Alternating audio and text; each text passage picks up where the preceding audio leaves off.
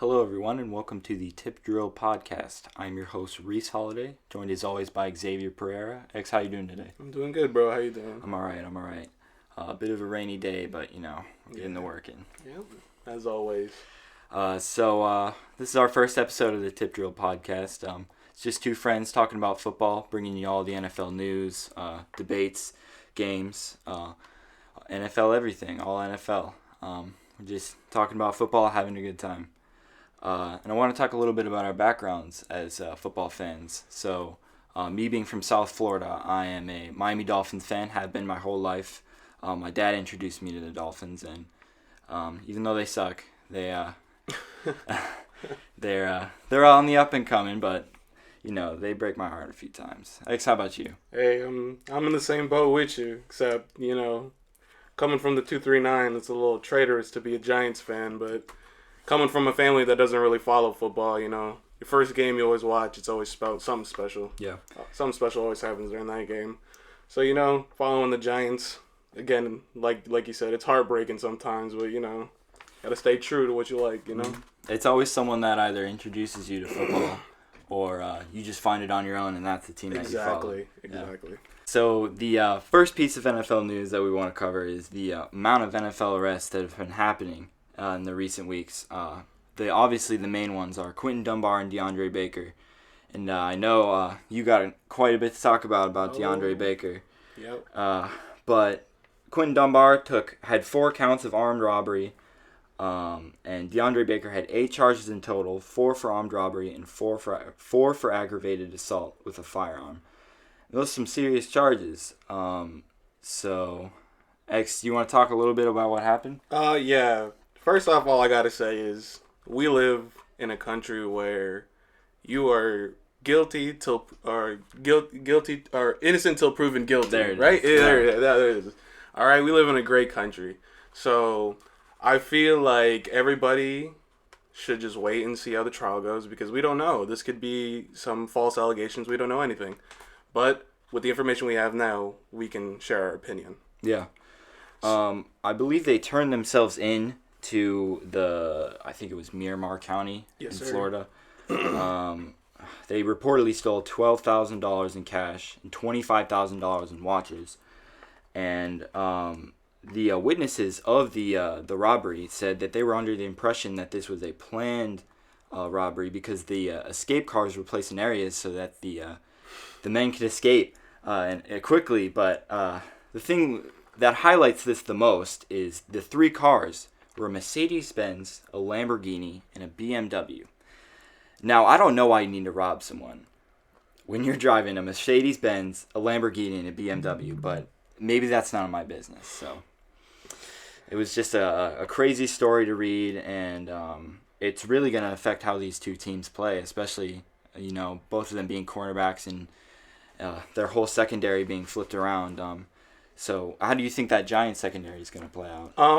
All I got to say before we get into that, you got to understand that the media is portraying this as a party.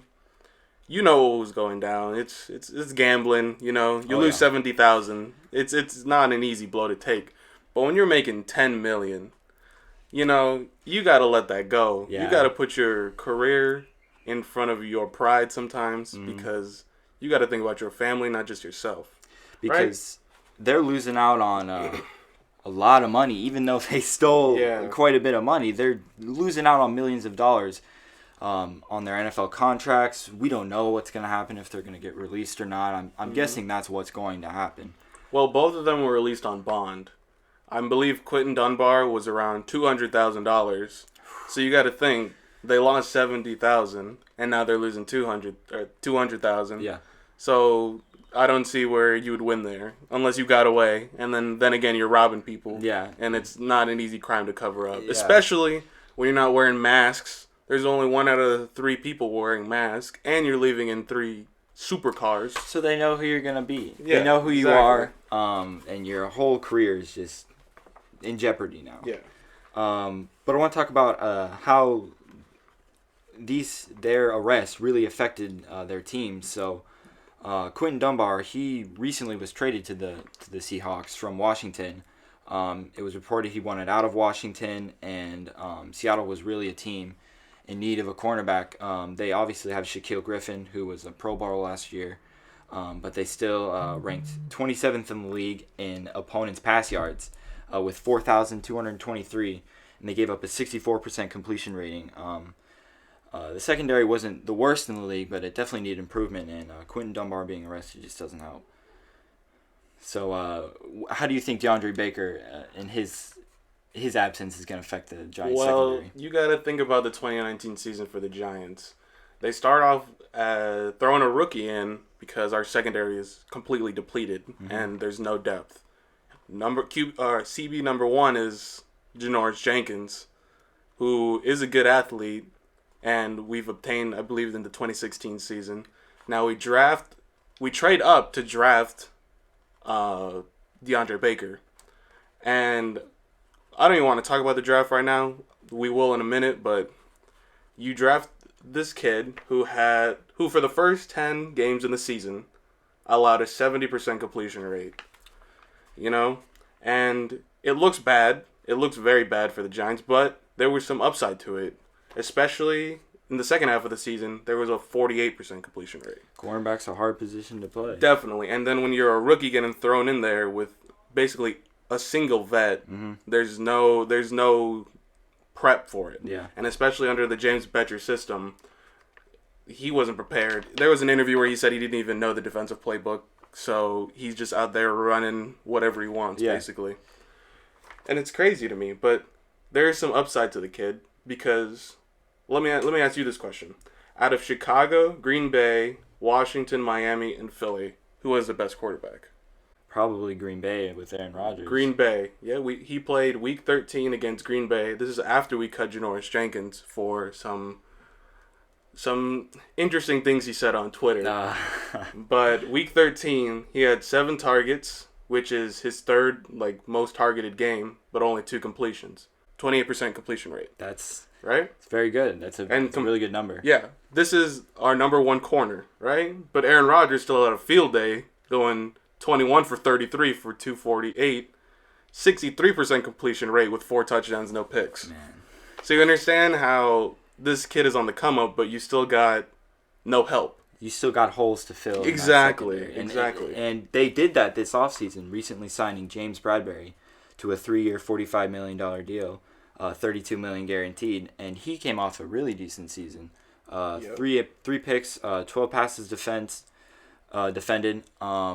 So you go out in free agency, you sign that cornerback to help this younger quarterback, maybe guide him a little bit, give him help in that secondary, and then he goes and gets arrested, and that just ruins the whole rebuild for that secondary, I think. And it's a bad look just for the Giants in general, because you got to think, you traded up to get this kid. This was obviously the number 1 prospect with many, many problems, you could say, from Georgia. He was the only cornerback taken in the first round. I believe so, yeah. But there were a bunch of red flags in his work ethic, and just a whole bunch of other things. So you got to really think this is a bad look on not only the Giants, but especially Dave Gettleman, who is in the hot seat right now. Mm-hmm. He's he can't take a blow like this, or he's out of New York. Yeah, he's drafted decently. He's when he hits big, but the rest of the time, it's not looking good for him. And this draft is especially good because he went the safe route with his so-called hog mollies, taking 3 with the first 5 picks. So it should be interesting to see how the Giants organization deals with both DeAndre Baker and Dave Gettleman. But the smoke he's getting for it, I feel like is unwarranted, because how are you going to know a draft pick is going to go and hold people up for $70,000? Yeah. So you can see both sides of the coin here, because it's it's tough to judge. Yeah, exactly. And especially coming from the media capital of the world, New York, it's going to be under the magnifying glass, especially because the Giants aren't playing good. Yeah. Really, both those arrests hurt those teams in various different ways, hurt their careers as well. And then we'll touch on these other 2 arrests just a little bit. Cody Latimer, arrested after shots were fired in an apartment. and he came off a pretty good year with the Giants and was on the Redskins, but his career may be in jeopardy. And Ed Oliver, yesterday I believe, was driving while intoxicated and unlawfully carrying a weapon. He got pulled over in a Ford pickup with a dune buggy in the trailer. Wow. So I guess he was having a good time, but all these players, their careers are in jeopardy, and these arrests definitely don't hurt these teams. Like Ed Oliver was also picked in the first round of the 2019 draft, as well as DeAndre Baker. So these young kids with their futures ahead of them are putting their careers in jeopardy. Yeah. The next piece of news we wanted to cover was the NFL possibly giving benefits in the draft to teams and organizations that have a minority head coach and GM in charge. So what do you think about that, Xavier? Well, 70% of NFL players are African American. Yeah. So that's a major percentage. That leaves 30% for the rest. Mm-hmm. Only 3 out of the 32 head coaches are African American. Yeah. So you see how there's just a giant drop off between players and coaches, and the only 3 are Mike Tomlin for the Steelers, Brian Flores for the Dolphins, and Anthony Lynn, I believe he's for the Chargers. The Chargers, yeah. There are so many better prospects for people who are picked up. Do you remember Jeff Fisher? Jeff Fisher was the head coach for the Titans before they got this new guy. That's right. He had, let me get this right, he had 7 losing seasons in a row.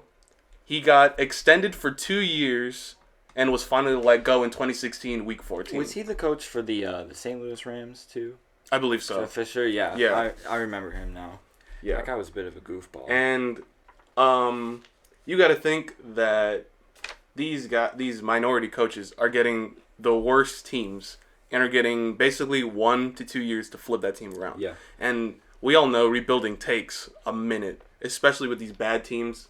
You remember Todd Bowles for the Jets? Yeah. Todd Bowles had probably one of the worst Jets teams we've seen. Mm-hmm. And Geno Smith at quarterback. Geno Smith, Darrelle Revis, who basically said he doesn't care. Yeah.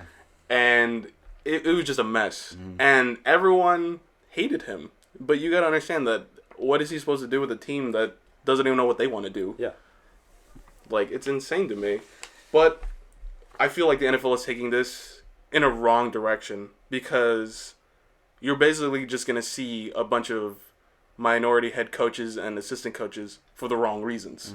They're going to do that. We're like, oh, I'm going to get a better draft capital. Let me. Yep, exactly.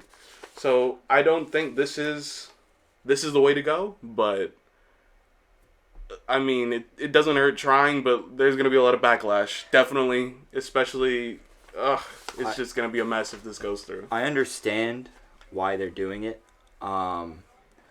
And me being a Miami fan, my team has a minority head coach and GM, so they would be getting the most benefits out of it. But I understand why they're doing it. I just think it could be done in better ways. It gives sort of an unfair advantage because maybe that head coach that you're looking for is not a minority and he doesn't fit in that system. So I like what you said, like it could be a chance for teams to like miss out on their actual fitting head coach and go for a minority head coach instead. And it kind of just messes with the whole dynamic of the league, I think. Yeah, because you got to think this offseason, especially with the Giants, Joe Judge wasn't a name that I had in my mind at all the entire time. He came from the Patriots, The Patriots special teams coordinator. That's right. And that was out of the blue for me because I had never heard the name Joe Judge. Names that I was looking for were Eric Bieniemy, the defensive coordinator for the Chiefs, and Chris Richard, the DB coach for the Cowboys. Yeah. These two guys really are defensive-minded, but I feel like they would have done a really good job. And no team that was looking for a new head coach drafted one. Yeah. They're still on their designated teams, but it's insane to me because where did I love Joe Judge now. Like Joe Judge after many press conferences has won me over. I hated him when we first got him because I didn't understand like why take a project head coach when you could take someone who's gonna has proven himself. Exactly. Yeah.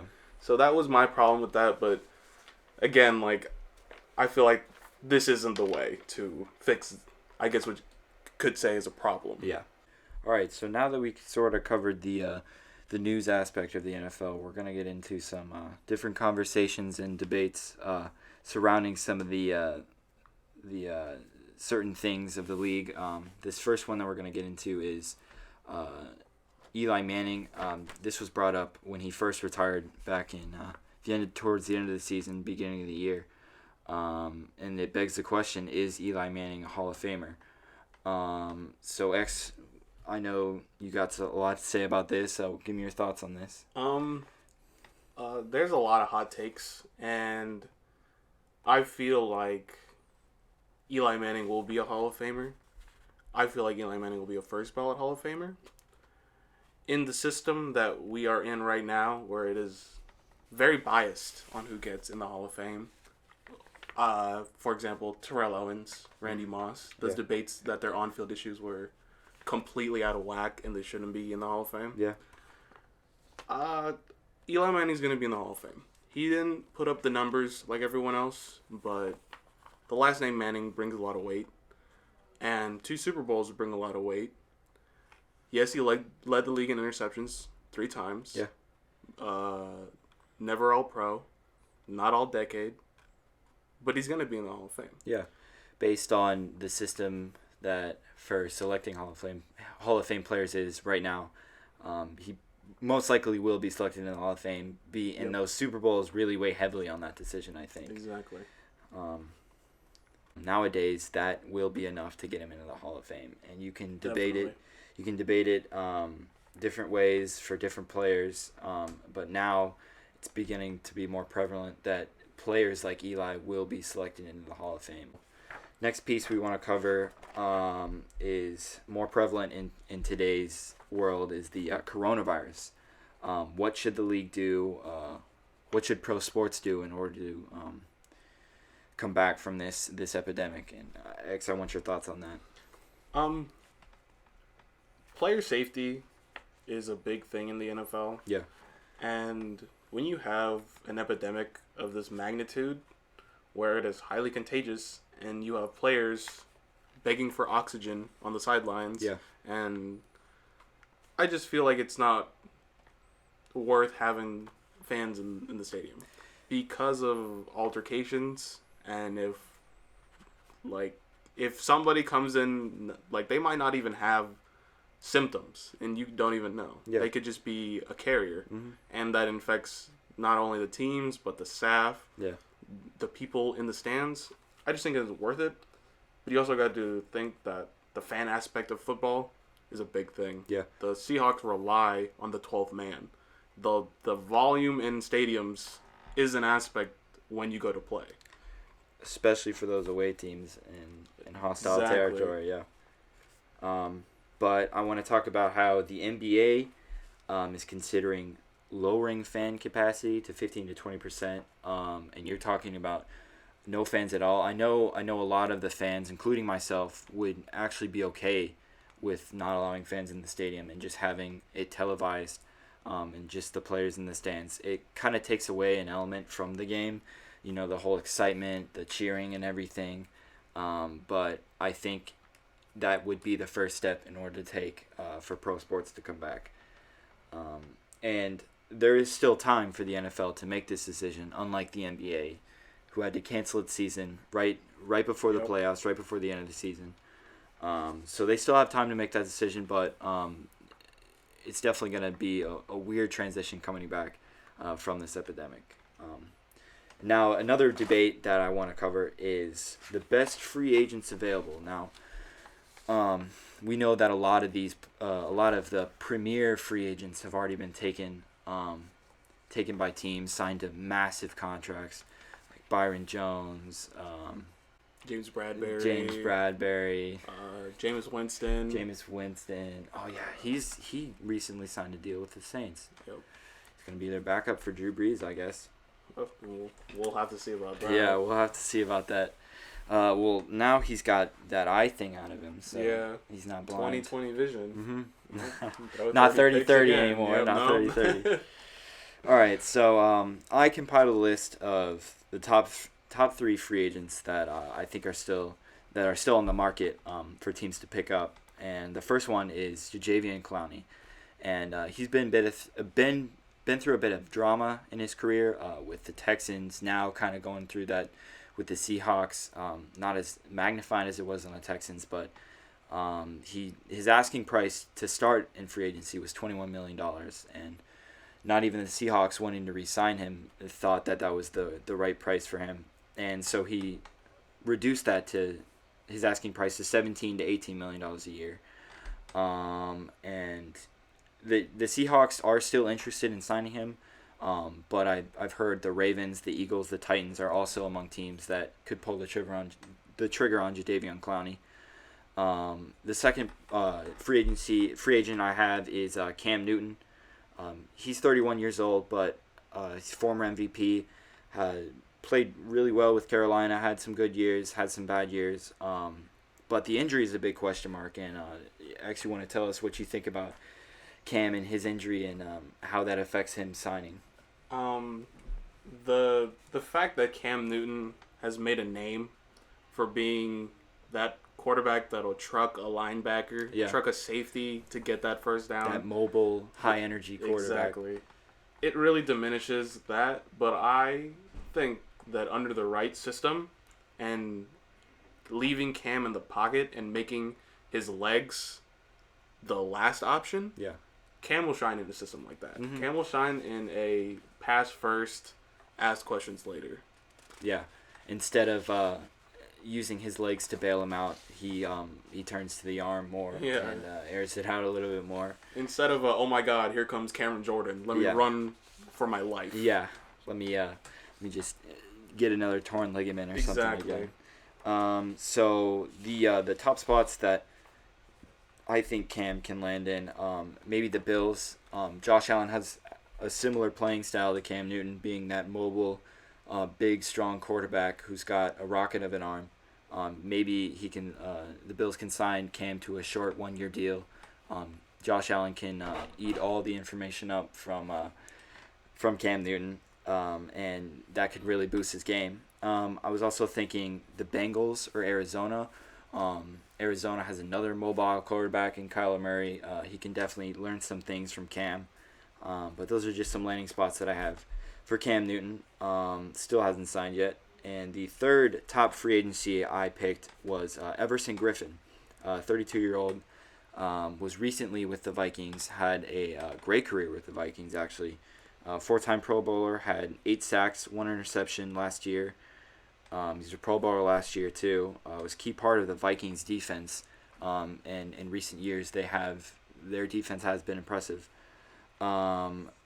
But there is talk of Everson Griffin going to Seattle to possibly replace Jadeveon Clowney. What are your thoughts on that? When we come to my list, you'll see. But Everson Griffin still has some juice. Yeah. He is 33 and puts up numbers like he's 24. Yeah, like a real reliable veteran presence on the defensive line. It's not a guy who you're going to be like, oh, I hope age isn't a problem. Yeah. This man just turned 33, I believe, in January. Mm-hmm. He made the Pro Bowl at 32. Yeah. He's an edge rusher, which is not an easy position to play. Yeah. It's a very demanding position. Especially with these more athletic tackles coming into the league. Oh, my God. Yeah. And especially in his division when he's playing with the Vikings. Yeah. You got to understand that this man, if he goes to Seattle, I feel like he'll produce better than Jadeveon did. Yeah. He's definitely still got some juice left in the tank. And that's why I put him at 3. I think he can be a useful asset to possibly Seattle or another team that he signs on. I decided to make a sleeper pickup, not necessarily the 4th best free agent available, but someone that could kind of sneak into a roster spot and produce, and that is Rashad Jones for me. Recently cut from the Dolphins. Was signed to a massive extension a few years ago after he had a prolific 2015 season with 5 picks, 10 passes defended, and 135 tackles. But in recent years, he has been more injury prone, losing a little bit of the power and the ball hawking skills he had. But I still think he's a good sleeper pickup and will help produce on other teams. X, you got any sleeper pickup you want to mention? My sleeper pick is actually Devonta Freeman, or Devontae Freeman. Okay. Devontae Freeman had 462 receiving yards. Last season? No, sorry. In his Super Bowl run. And he had 410 receiving yards last season, actually. Oh. So this man is two-dimensional. He's not one-dimensional running back. Yeah. He's going to run through the tackles. He's going to make a play if you toss him the ball. He was in Atlanta. Can we talk about that? Yeah. He was in Atlanta, and and he basically helped carry a team to a Super Bowl. Yeah. So him and Matt Ryan, Matt Ryan, Julio, that offense was that's a was presence. fun to watch. That was a presence. Yeah. So I feel if he goes to like the Colts, you know how Maybe dangerous the this Colts. man would be? He can pair well with Marlon Mack there. Oh my God, that's just I'm not a Colts fan, but if they sign Devonta Freeman, that's going to be a dangerous duo in the backfield. That would be a good pickup. Now that we talked about the best free agents, I know the schedule release came out a few weeks ago, and I want to talk about the most exciting matchups for the 2020 season. We're going to talk about me and X's favorite games, not including our teams, and then we're going to talk about our own team's favorite games, and then each other's team's favorite games. So I'll start. My favorite game of the season, I think, is going to be the Vikings at New Orleans, which is a rematch of the wild card in 2019.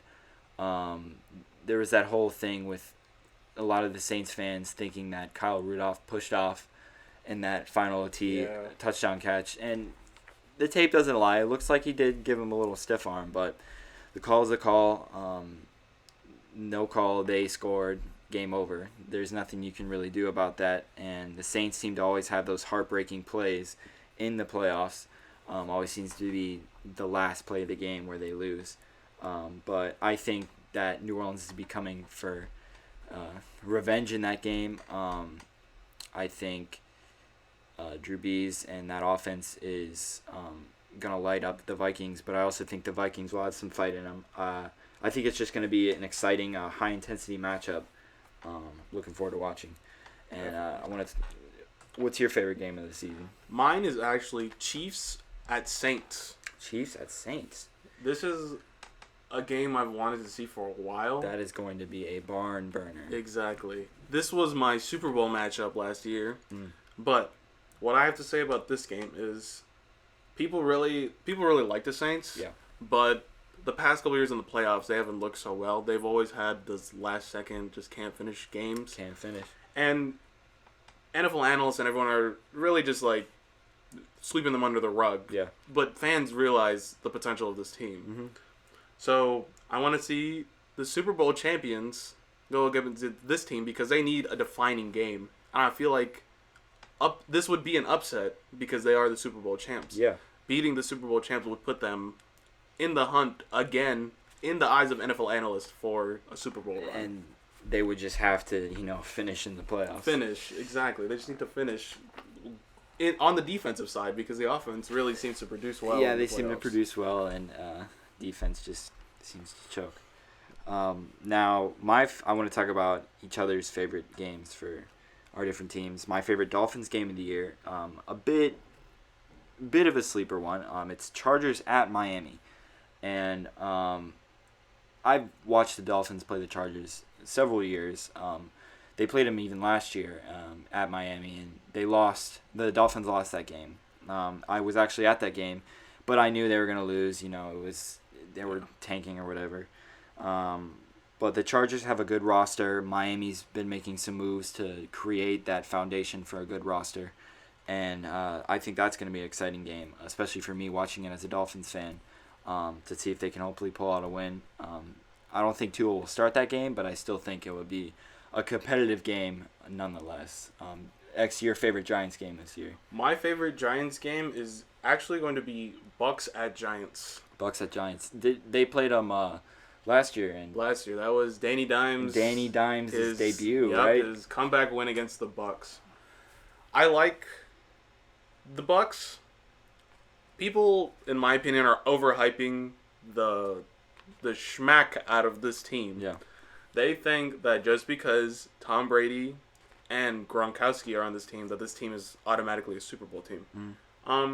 There's a reason why you get rid of Tom Brady in Belichick's eyes. When the greatest coach gets rid of the greatest player, he's got to say something. When the Vikings got rid of Randy Moss, that said something. Yeah. And then when they went to the 2007 playoffs against the Giants, Randy Moss wasn't a problem. Yeah. He made a one what-if play, and that was it. Yeah. So, and Gronkowski had 3 touchdowns. Did you know that his final season? Really? Yeah, he had 3. Game changer. Game changer. That's why I think him going to the Bucks is going to be really crazy, is because he only needs to make those few plays in order to win. But I feel like this is a prove-it game, and this is going to be one to watch because, Eli Manning is no longer with the Giants. They want to see if the new kid in town can take on the GOAT, essentially. Yeah. And plus, it's always a fun matchup, watching these two teams go at it. I remember watching that. That game last year was great. That was a roller coaster of emotion. That's a game Saquon got injured too and was out for a while. Yep, that was a tearjerker. Yeah. All right. Moving on here, we're going to get into our last segment. We don't really have a name for it yet. Right now, it's just the wheel. I guess wheel of debate, sort of. So I've got a number generator here. And we have 6 topics, and whichever the number generator produces, then that's the one that we'll talk about. So the first topic is, number 1, will Logan Ryan sign with the Jets? Number 2, what is the toilet bowl game of the year? And number 3, does Tom Brady and the Bucks win the NFC South? And then X, you've got 4, 5, and 6. Yeah, 4 for me is, can Antonio Brown make a comeback in the NFL? 5 would be, can Todd Gurley do better than Devontae Freeman in Atlanta? And the final topic would be, should the Cowboys pay Dak Prescott? All right. So here we go. Generate this number. It's 4. Which would be, can Antonio Brown make a comeback in the NFL? I'll let you start. No, I really don't think that Antonio Brown can come back in the NFL. He may sign a short 1-year deal with a team in the next few seasons to just play, just to see how it works out. But I just think he's gone way too off the rails. He's gone to the point of no return. I really don't think he's going to come back in the NFL. I really don't know, because under the right system, under the right head coach, there's a lot of underlying factors with, can he make it back? A lot of people have him going to the Ravens. That's not going to happen. Jim Harbaugh is a decorated head coach with his accolades, but I don't see him as a type to tolerate the attitude, the personality that Antonio Brown brings to an NFL team. He's been around the league, and like I said, even Bill Belichick didn't want him. Yeah. That has to say something to you when Bill Belichick, who takes Walmart employees off the street and makes them superstars. Man's getting names like Chris Hogan. Exactly. And he's making stars out of them, and he has this prolific wide receiver, and he doesn't even want him. Yep. So that'll be it for today.